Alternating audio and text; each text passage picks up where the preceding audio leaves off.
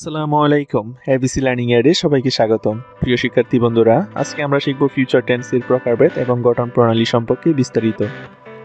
তোমরা যারা টেন্স সম্বন্ধে পূর্ববর্তী ক্লাসগুলো করো নাই, আমাদের ভিডিও ডেসক্রিপশনে দেওয়া লিঙ্ক থেকে পূর্ববর্তী ক্লাসগুলো করে নিবে। আশা করি তোমরা টেন্স সম্বন্ধে একটি পরিপূর্ণ ধারণা অর্জন করতে পারবে। তাহলে চলো দেরি না করে এখনই শুরু করা যাক।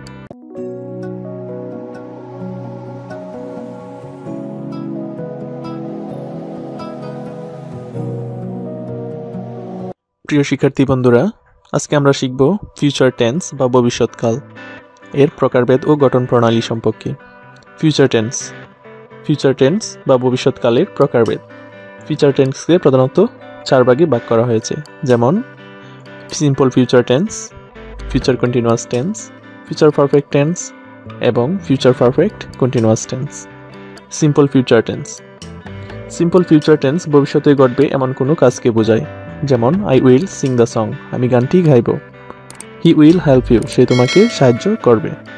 পজিটিভ সেন্টেন্সের ক্ষেত্রে এর গঠন প্রণালী হবে সাবজেক্ট প্লাস শ্যাল বা will plus simple form of verb plus object.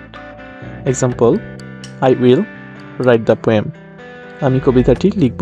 Note, first পার্সনের পরে সাধারণত শ্যাল বসতে পারে, তবে আজকাল সব ক্ষেত্রেই উইল ব্যবহৃত হয়।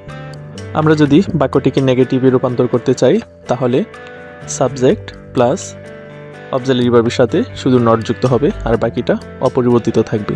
যেমন, I will not or won't write the poem, আমি কবিতাটি লিখব না। ইন্টারোগেটিভ সেন্টেন্সের ক্ষেত্রে এর গঠন প্রণালী হবে অবজেক্টিভ ভার্বটি প্রথমে চলে আসবে, তারপর সাবজেক্ট, তারপর simple form of verb plus object plus note of interrogation. Example, will I write the poem, আমি কি কবিতাটি লিখব। ফিউচার কন্টিনিউয়াস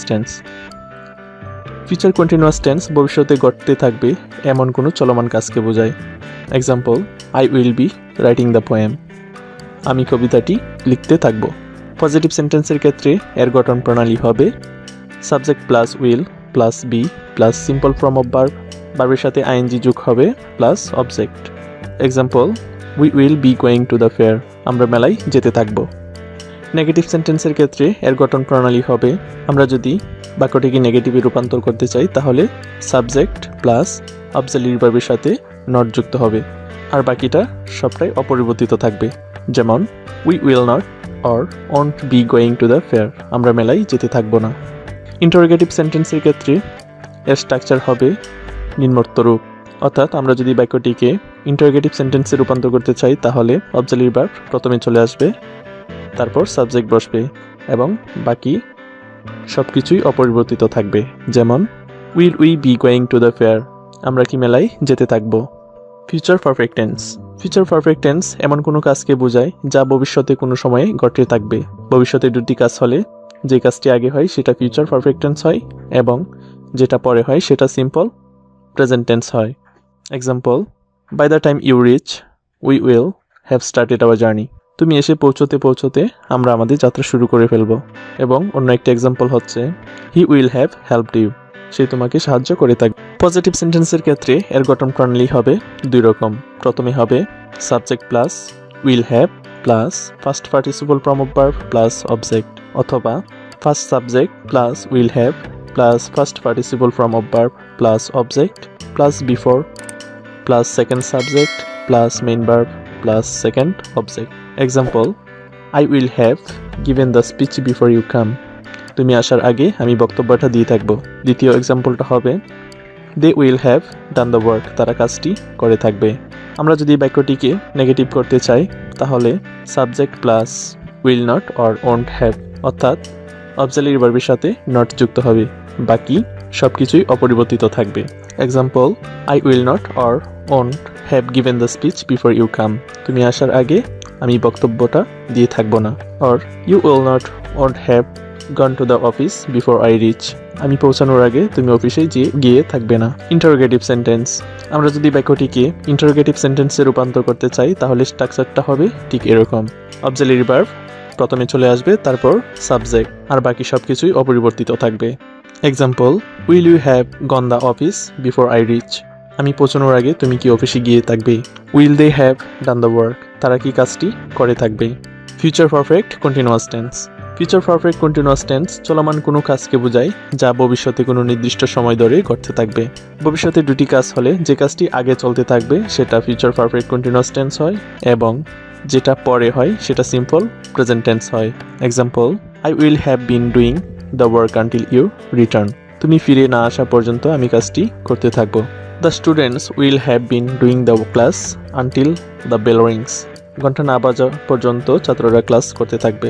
পজিটিভ সেন্টেন্সের ক্ষেত্রে এর গঠন প্রণালী হবে এক, subject plus will have been plus simple form of verb plus ING plus object, or first subject plus will have been plus simple form of verb plus ING plus first object plus before or until plus second subject plus main verb plus second object. Example, we will have been doing the work. আমরা কাজটি করতে থাকবো।